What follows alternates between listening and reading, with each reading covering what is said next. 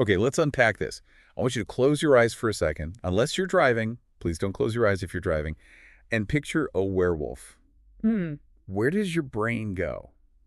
I'm guessing, ripped shirts, Yeah. maybe some moody brooding, staring at a full moon. And definitely a lot of hunting, some kind of violence. It's the classic beast, And right? it is. The archetype we've been Exactly. fed for centuries. Yeah. The beast within that has to be contained. Exactly. But what if the werewolf isn't hunting for his next meal? What if he's hunting for mental health? And he's Canadian. And he's Canadian and really, really polite about it. It's certainly a deviation from the norm. Today, we are diving into Only Monsters in the Building by Mark Leslie. Mm-hmm. And I have to tell you, this source material is it's wild. It's like a collision between a classic Universal monster movie and a very vulnerable, very funny group therapy section. That's a great way to put it. We're talking about a secret retreat in the Catskills designed specifically for paranormals, but not the scary kind. We're talking about the ones who are actually kind of terrible at being monsters.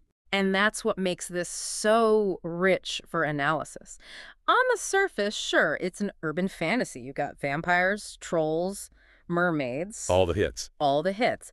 But Leslie is using these supernatural tropes to explore a deeply human struggle. It's this conflict between your nature, what you're, biologically designed to be, and your personality. Who you actually feel like inside. Yes. It asks the question, what happens when your monster side and your human side just don't get along? Exactly. It's got this total island of misfit toys vibe that I absolutely love. We've got a Canadian werewolf who's too polite to be a beast, a troll who just wants to have a chinwag. And a mermaid who's afraid of deep water. It sounds like the setup to a joke. You'd think so, but he's not just playing it for gags. He's actually using the monster tropes to strip away all those social masks we wear.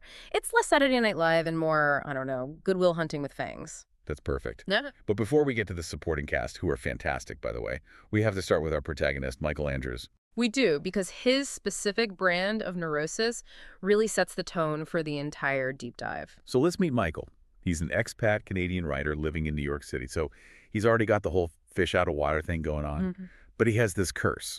He was bitten by a wolf back in 2003. But here's the kicker.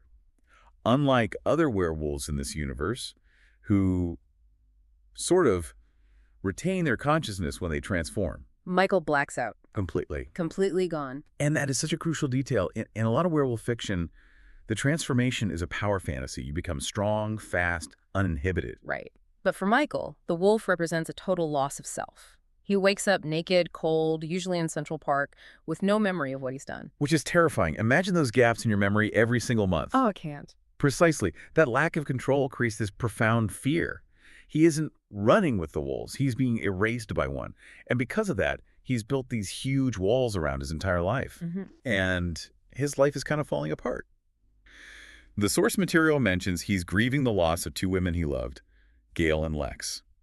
He's dealing with this deep-seated anger. And he has this friend, Buddy. Buddy is a character in herself. He really is. This mysterious traveling salesman who spouts random trivia and acts like, a fairy godmother in a cheap suit. He's the catalyst, the call to adventure in Joseph Campbell's terms. He's the one who sits Michael down in a diner and just gives him the hard truth. Your normal life isn't working. Yeah. He pushes Michael to go to this secret retreat, Mandrake Falls.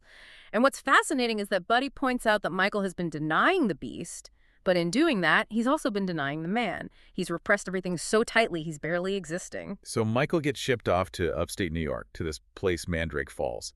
And right away, things are weird. Immediately weird. The car drives through this magical barrier that looks like a thorny bush. And when he gets there, he meets Dr. Brendan Laurier. Except it's not him. No. This was a very telling introduction to the therapy dynamic. Michael meets a young black woman named Ellie who says she's a fairy, and she pulls this prank on him. She pretends to be the doctor in disguise, shape-shifting right in front of him. And then just reveals she was practicing. Yeah. It just establishes right off the bat that everyone here is working on something. Nothing is quite what it seems. And there's a functional aspect to the retreat itself that's really smart. The grounds are enchanted to dull supernatural senses. So Michael can't smell emotions, he can't hear heartbeats. Which is his cheat code in the city. It's how he navigates his social anxiety. Exactly, but here, that's stripped away. He's flying blind. He has to interact with people the old-fashioned way. No shortcuts. Versus vulnerability. Which is terrifying for him. But it's also what allows us to meet the rest of this cast.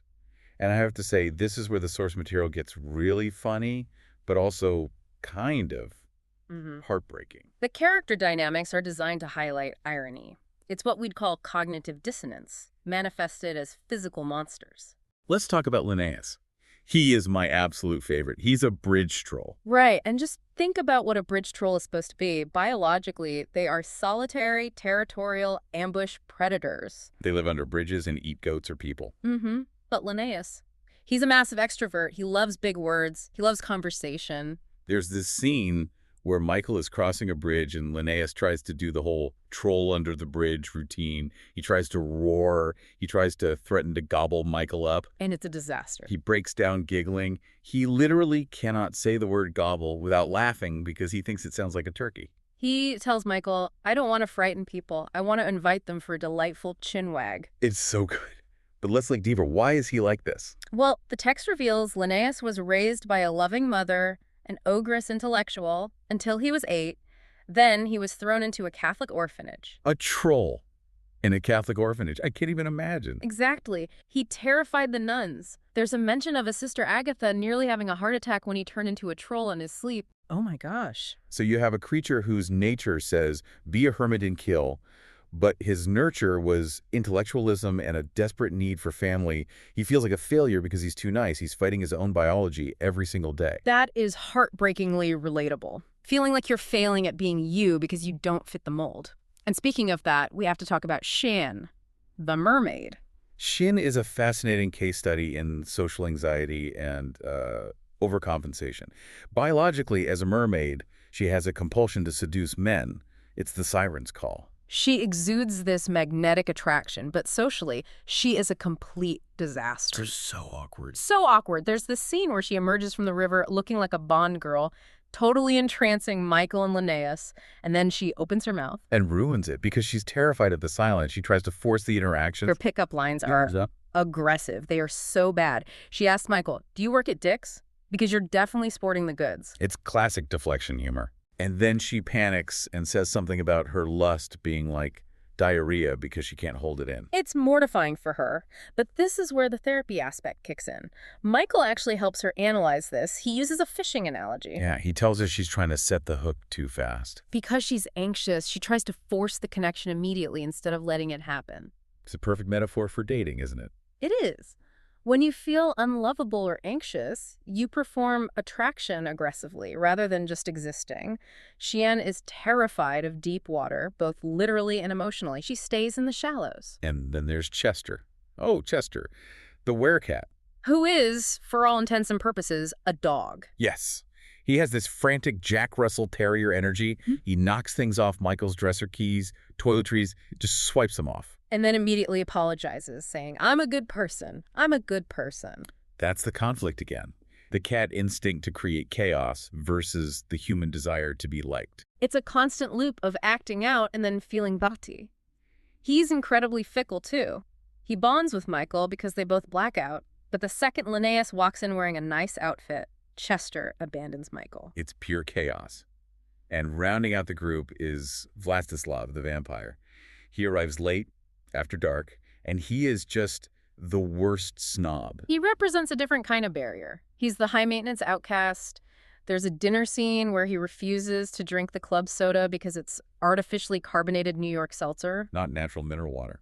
And he's gluten intolerant, a gluten-intolerant vegan vampire. I mean, you can just feel the tension. But notice what he's doing. He's using snobbery and dietary restrictions to keep people at a distance. If nothing is ever good enough, you never have to be vulnerable. You never have to be grateful. Exactly. He's protecting himself with pretension. So we have this group.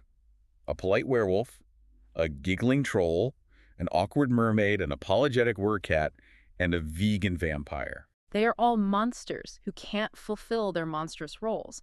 And that creates a safe space.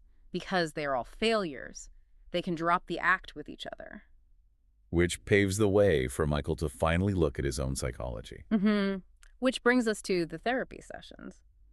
Because Dr. Laurier does not let Michael off the hook with jokes. No, he doesn't. And this is where we get into the heavy lifting of the book. Michael has a very specific defense mechanism. We might call it a Spider-Man complex. Oh, He totally. constantly quotes, "With great power comes great responsibility." He identifies with Peter Parker, the nerd, the orphan, the outsider. But Dr. Laurier flips that on its head. He points out that Michael uses responsibility as a shield. It's a form of what's called high-functioning avoidance. By focusing entirely on saving the world or protecting others or being the responsible one. He avoids intimacy. He avoids processing his own feelings. It's like, if I'm busy saving the orphanage, I don't have to think about why I'm lonely. Exactly. He lied to the women he loved about his condition, claiming he was protecting them. But really, he was protecting himself from rejection. He never gave them the choice to accept him. And then we get to the root of it, the dad stuff. This part of the source material actually hit me pretty hard. The Freedom 55 tragedy. For our listeners who might not know, Freedom 55 was this huge marketing campaign in Canada for retirement planning, the dream of retiring at 55. Yes, and for Michael's father, this wasn't just a financial goal. It was the finish line of life. His father was a custodian who hated his job. He was miserable. But he was obsessed with that number, 55. He had a literal countdown. Every day he'd come home and say the number of days left until he could finally start living. And the tragedy is, he never made it. No. He died when the count was at 21. Just 21 days left. He was one day away from being able to say 20. That is just devastating. And Michael was 20 years old at the time, another 20. So his dad basically worked himself to death for a reward he never got. And this is the core trauma Michael has been running from. He saw that futility. But instead of mourning, what did Michael do? He threw himself into his university exams. He used his father's work ethic as an excuse to not feel the grief. He doubled down on the very thing that killed his dad. It's a brilliant, self-sustaining trap. And Dr. Laurier calls him out on this. He notices that every time things get real in therapy, Michael goes on these tangents. He starts talking about Rush lyrics or book collecting. Or the Three Investigators mystery books. He calls it sidetracking. Michael intellectualizes everything so he doesn't have to feel the pain. He's been running his whole life just like he runs as a wolf. He thinks if he keeps moving, the grief can't catch him. So we have this guy who is repressed, grieving, and terrified of his own nature. But the retreat starts to work. There's this aha moment that happens during Wolf Night. Right.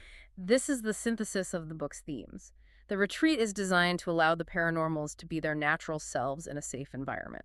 So Michael changes into a wolf, but he's safe. He's inside the barrier, protected from the mundane world.